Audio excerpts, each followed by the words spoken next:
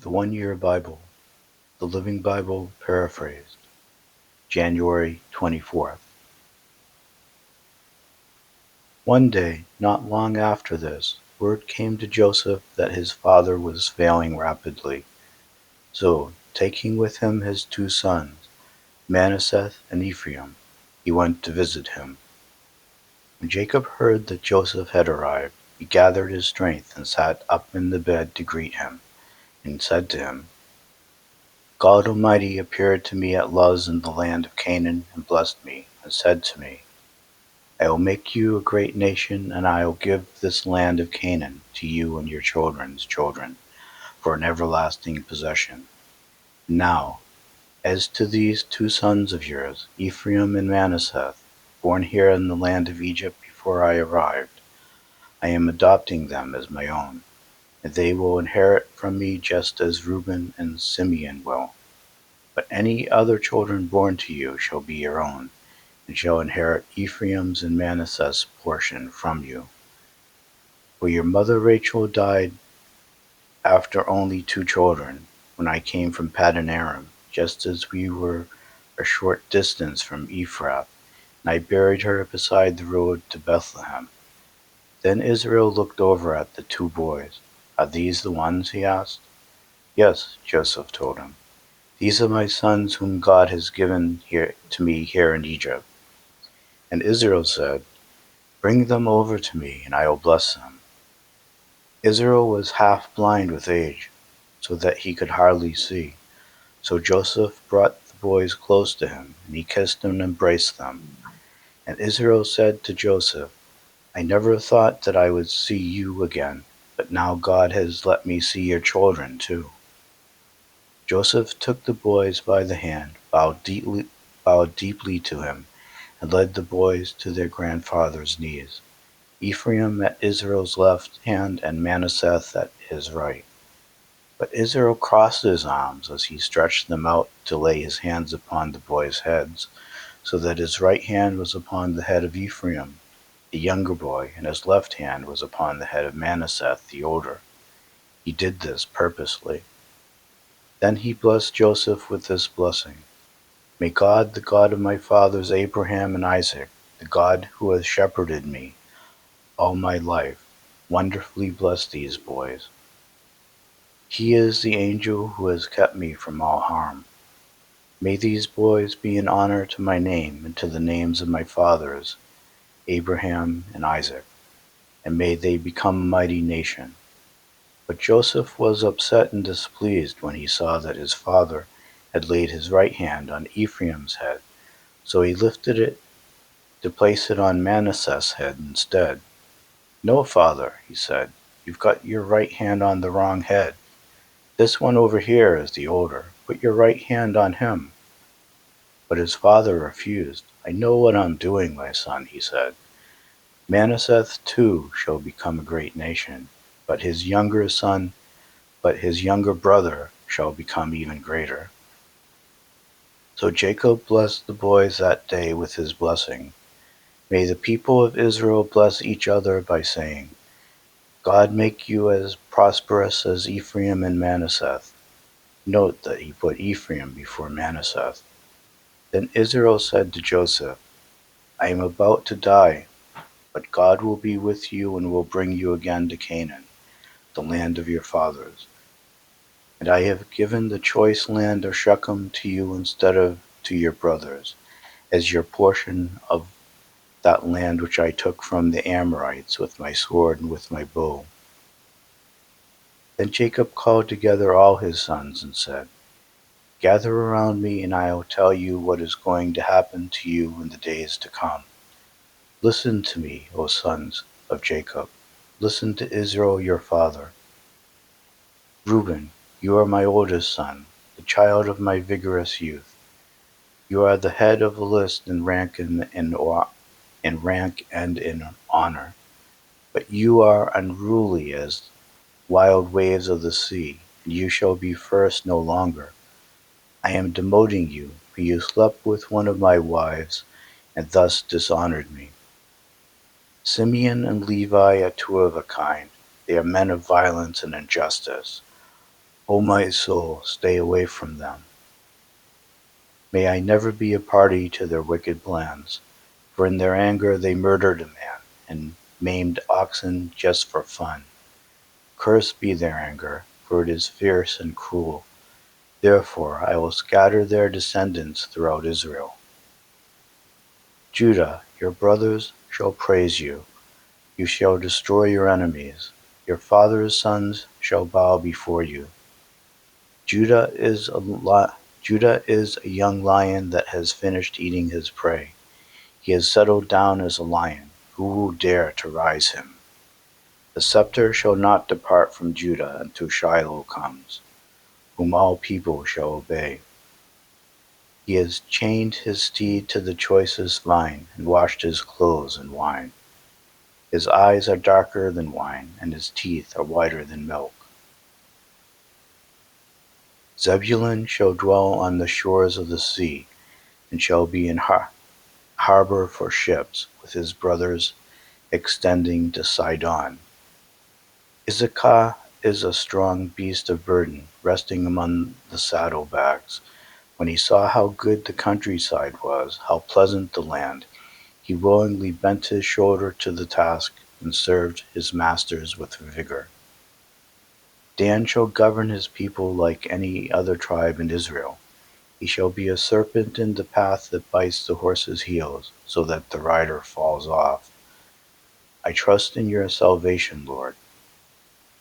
A marauding band shall stamp upon Gad, but he shall rob and pursue them. Asher shall produce rich foods, fit for kings.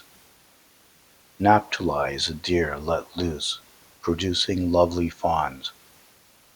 Joseph is a fruitful tree beside a fountain. His branches shade the wall. He has been severely injured by those who shot at him and persecuted him, but their weapons were scattered by the mighty one of Jacob, the shepherd of the rock of Israel. May the God of your fathers, the Almighty, bless you with blessings of heaven above and of the earth beneath, blessings of the breast and of the womb, blessings of the grain and flowers, blessings reaching to the utmost bounds of the everlasting hills. These shall be the blessings upon the head of Joseph, who was exiled from his brothers. Benjamin is a wolf that prowls. He devours his enemies in the morning, and in the evening divides the loot. So these are the blessings that Israel their father blessed his 12 sons with. Then he told them, Soon I will die. You must bury me with my fathers in the land of Canaan, in the cave in the field of Machpelah, facing Mamre, the field Abraham bought from Ephron the Hittite for a burial ground. There they buried Abraham and Sarah his wife. There they buried Isaac and Rebekah his wife, and there I buried Leah. It is the cave which my grandfather Abraham purchased from the sons of Heth. Then when Jacob had finished his prophecies to his sons, he lay back in his bed, breathed his last, and died. Matthew chapter 15, verse 29 through 16, verse 12. Jesus now returned to the Sea of Galilee, and climbed a hill and sat there. And a vast crowd brought him their lame, blind, maimed, and those who couldn't speak, and many others, and laid them before Jesus, and he healed them all.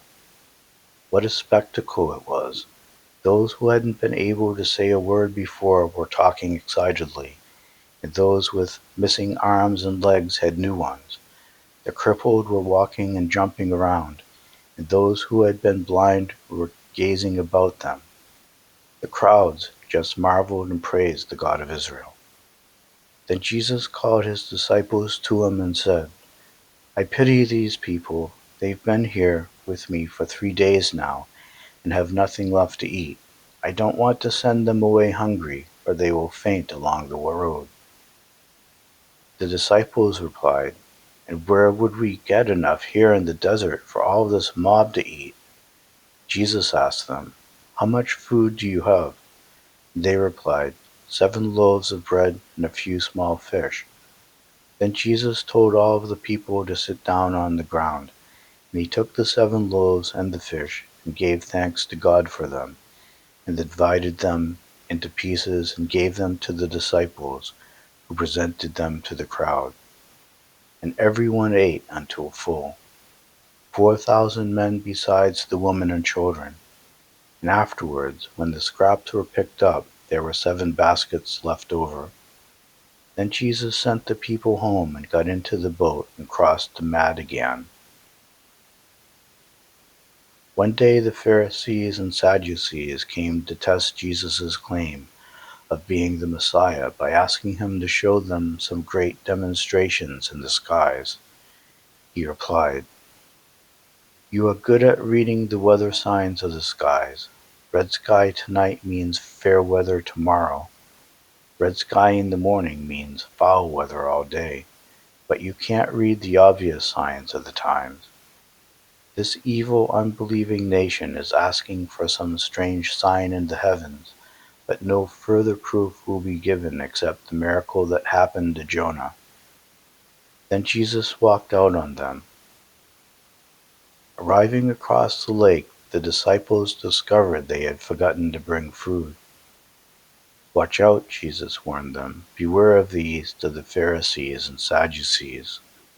He thought he was saying this because they had forgotten to bring bread. Jesus knew what they were thinking and told them, "O men of little faith, why are you so worried about having no food? Won't you ever understand?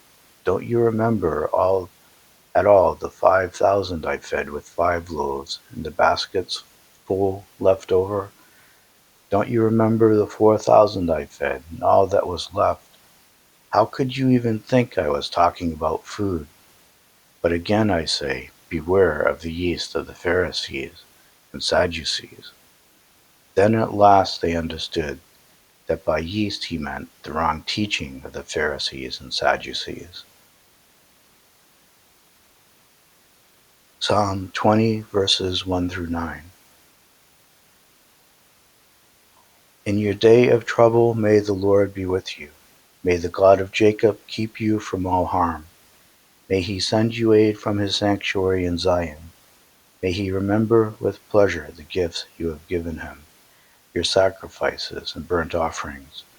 May he grant you your heart's desire and fulfill all your plans. May there be shouts of joy when we hear the news of your victory, flags flying with praise to God for all that he has done for you. May he answer all your prayers. God save the King. I know he does. He hears me from highest heaven and sends great victories. Some nations boast of armies and of weaponry, but our boast is in the Lord our God.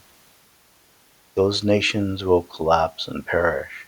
We will arise to stand firm and sure. Give victory to our King, O Lord. O hear our prayer. Proverbs chapter 4, verses 20 to 27. Listen, son of mine, to what I say. Listen carefully. Keep these thoughts ever in mind. Let them penetrate deep within your heart, for they will mean real life for you and radiant health. Above all else, guard your affections, for they influence everything else in your life. Spurn the careless kiss of a prostitute. Stay far from her. Look straight ahead. Don't ever turn your head to look. Watch your step. Stick to the path and be safe. Don't sidetrack. Pull back your foot from danger.